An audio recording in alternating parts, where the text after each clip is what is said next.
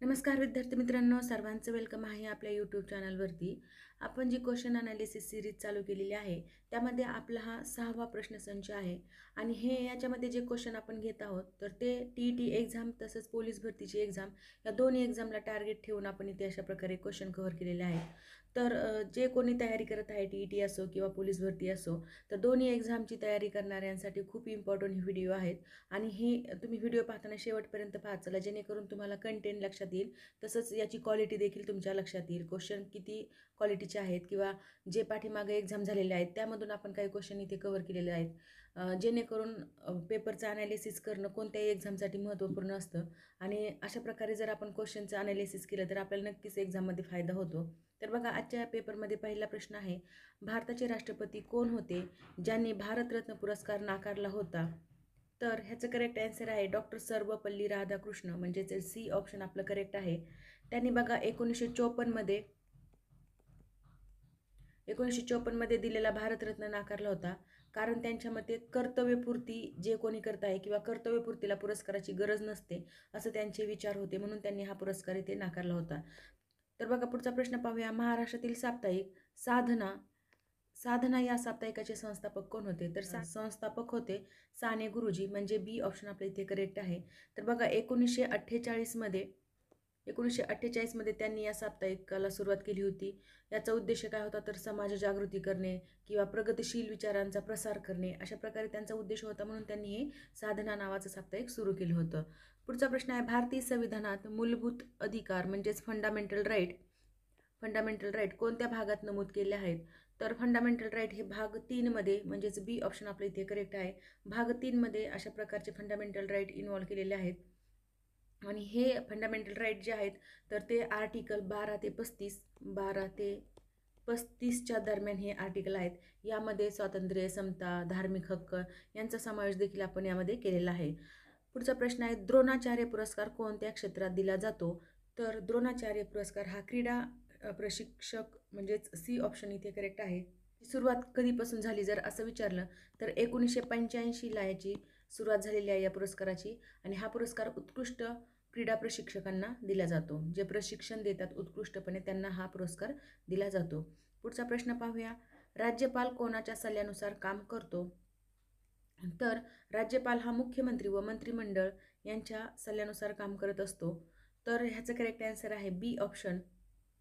इथे मुख्यमंत्री आहे, तर ह्याचं बी ऑप्शन आपण इथे करेक्ट देणार आहोत, कारण मुख्यमंत्री व मंत्रिमंडळ असं ऑप्शन नसल्यामुळे आपण इथे मुख्यमंत्री याला करेक्ट दिलेला आहे. तर संविधानानुसार राज्यपाल मंत्रिमंडळाच्या सल्ल्यानुसार निर्णय घेत असतो, यामुळे लोकशाही काय होते? बळकट होते. पुढचा प्रश्न पाहूया, राज्य उत्पादन शुल्क विभाग कोणत्या प्रकारच्या गुन्ह्यावर लक्ष ठेवतो? तर ह्याचं करेक्ट आन्सर आहे बी ऑप्शन, मद्यविषयक गुन्हे, अवैध दारू निर्मिती करणे, दारू विक्री करणे किंवा दारूची वाहतूक करणे, यावर हा विभाग काय करतो? नियंत्रण ठेवत असतो. एक्साईज ड्युटी म्हणतो आपण याला. तर बघा, पुढचा प्रश्न पाहूया, भारताचे पहिले महिला राष्ट्रपती कोण होत्या? तर पहिल्या महिला राष्ट्रपती होत्या प्रतिभाताई पाटील, म्हणजेच बी ऑप्शन आपल्या इथे करेक्ट आहे. आणि 2007मध्ये त्या भारताच्या पहिल्या महिला राष्ट्रपती म्हणून झाल्या होत्या. पुढचा प्रश्न पाहूया, मुंबई पोलिसांची घोषणा काय आहे? तर मुंबई पोलिसांची घोषणा सदैव तत्पर, म्हणजेच फर्स्ट ऑप्शन हा सदैव तत्पर ही त्यांची घोषणा आहे. खूपदा पोलीस भरतीला येऊन गेलेला हा क्वेश्चन आहे, त्यामुळे आपण इथे घेतलेला आहे. तर याचा अर्थ काय होतो? मुंबई पोलीस नेहमी जनतेच्या सेवेसाठी तत्पर असतात किंवा कार्यरत असतात किंवा तयार असतात, रेडी असतात, अशा प्रकारे हा प्रश्न आहे. पुढचा प्रश्न पाहूया, खालीलपैकी शुद्ध शब्द ओळखा. तर बघा, हा मराठी ग्रामरमध्ये येणारा क्वेश्चन आहे.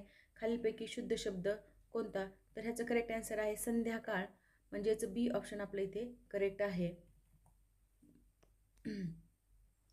तर बघा, संध्याकाळ काय? संध्या अधिक काळ असं त्याचे फोड होते, म्हणजे विग्रह होतो संध्या अधिक काळ.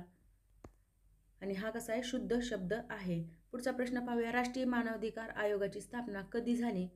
तर ह्याचं करेक्ट आन्सर आहे सी ऑप्शन, 1993मध्ये राष्ट्रीय मानव अधिकाराची स्थापना झालेली आहे.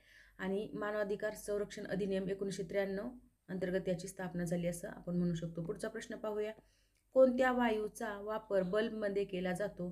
तर बल्ब जे असतात त्याच्यामध्ये कोणत्या वायूचा वापर असतो? तर ऑर्गॉन, म्हणजेच डी ऑप्शन इथे करेक्ट आहे. बल्बमधली जी टंगस्टनची तार असते ती जळून न जावा म्हणून तिथे ऑर्गन किंवा नायट्रोजन भरला जातो. पण मुख्यतः ऑर्गन जास्त करून इथे वापरला जातो, म्हणून आपलं डी ऑप्शन करेक्ट आहे. पुढचा प्रश्न पाहूया, भारतीय संविधानाचे शिल्पकार कोण होते? तर भारतीय संविधानाचे शिल्पकार डॉक्टर बाबासाहेब आंबेडकर होते, म्हणजेच सी ऑप्शन आपलं करेक्ट आहे. मसुदा समितीचे अध्यक्ष पण डॉक्टर बाबासाहेब आंबेडकरच होते, त्यांना संविधानाचे शिल्पकार पण आपण म्हणतो. तसंच पुढचा प्रश्न पाहूया, हिवाळी अधिवेशन महाराष्ट्रात कुठे भरते? तर हिवाळी अधिवेशन महाराष्ट्रात नागपूरला भरते, म्हणजे सी ऑप्शन आपलं करेक्ट आहे. त्यामुळे भरतं तर नागपूर करार जो झाला होता, तर या करारानुसार हे हिवाळी अधिवेशन तिथे भरण्याचं निश्चित केलेलं आहे. तर पुढचा प्रश्न पाहूया, DRDO या संस्थेचा मुख्य उद्देश काय आहे? तर DRDO या संस्थेचा मुख्य उद्देश आहे संरक्षण संशोधन, म्हणजेच सी ऑप्शन आपलं करेक्ट आहे. DRDO म्हणजेच काय? Defence research and development organisation. याचं उद्दिष्ट काय? शस्त्रास्त्रे, क्षेपणास्त्रे, तंत्रज्ञान यामध्ये काय करायचं? संशोधन करायचं आणि संरक्षण क्षेत्रासाठी याचा वापर पण केला जातो.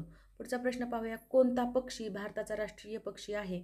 तर भारताचा राष्ट्रीय पक्षी आहे मोर, म्हणजेच बी ऑप्शन आपलं करेक्ट आहे. तर 1963ला कधी?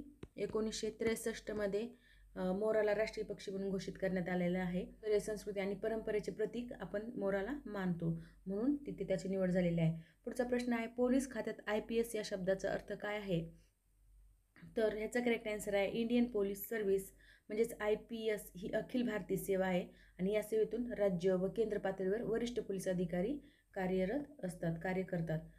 सी ऑप्शन इथे करेक्ट आहे. तसंच पुढचा प्रश्न पाहूया. तसंच बघा, पुढचा प्रश्न आहे, महाराष्ट्र राज्याची स्थापना कधी झाली? तर 1 मे 1960, म्हणजेच डी ऑप्शन आपलं करेक्ट आहे.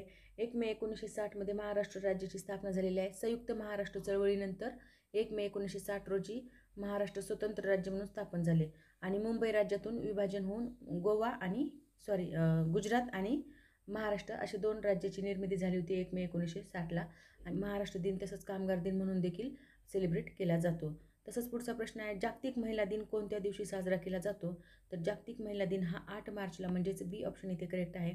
जगभरातील महिलांचे हक्क, महिलांची समानता, सशक्तीकरण यासाठी 8 मार्च रोजी महिला दिन साजरा केला जातो. पुढचा प्रश्न आहे, कोणता रोग मलेरिया पसरवतो? तर विषाणू, जंतू, बुरशी आणि परजीवी. तर ह्याचं करेक्ट आन्सर आहे डी ऑप्शन.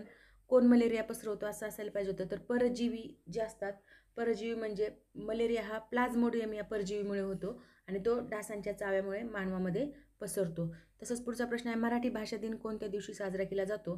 तर मराठी भाषा दिन हा 27 फेब्रुवारीला साजरा केला जातो, म्हणजेच फर्स्ट ऑप्शन आपले इथे करेक्ट आहे. तर बघा मित्रांनो, अशा प्रकारे आपण इथे 20 क्वेश्चन पाहिलेले आहेत. याच्यामध्ये आपण GS तसंच मराठीचे काही क्वेश्चन घेतलेले आहेत, जे की पोलीस भरतीसाठी तसंच होणाऱ्या TET एक्झामसाठी पण खूप इम्पॉर्टंट क्वेश्चन आहेत. तर अशाच प्रकारचे व्हिडिओ पाहण्यासाठी किंवा क्वेश्चन पेपरचं ॲनालिसिस पाहण्यासाठी नक्की आपल्या चॅनलला लाईक, शेअर, सबस्क्राईब. व्हिडिओ आवडला असेल तर नक्की तुमच्या फ्रेंडला देखील शेअर करा. Thank you very much.